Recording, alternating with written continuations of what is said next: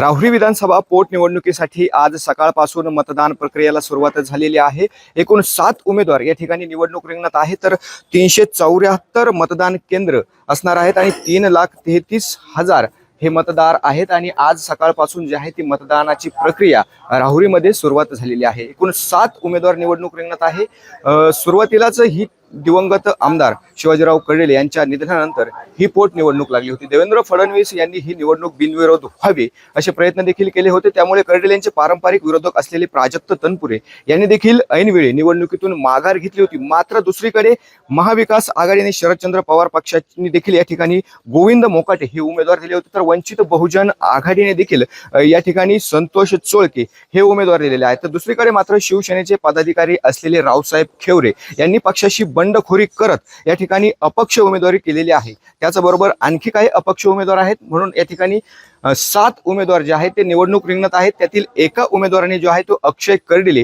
यांना पाठिंबा दिलेला आहे। सुरुवातीपासूनच या ठिकाणी महायुतीचे उमेदवार अक्षय कर्डिले यांनी जोरदार प्रचार केला होता आणि त्यांच्या प्रचारार्थ या ठिकाणी मुख्यमंत्री देवेंद्र फडणवीस हे देखील आलेले होते।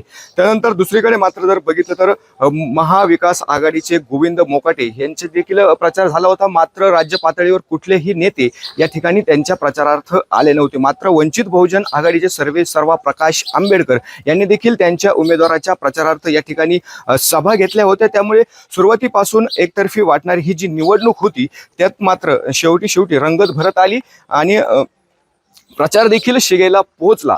मात्र भारतीय जनता पार्टीचे जे उमेदवार आहेत अक्षय कर्डिले यांचा देखील मात्र प्रचारात जी आहे ती आघाडी या ठिकाणी दिसून आलेली आहे।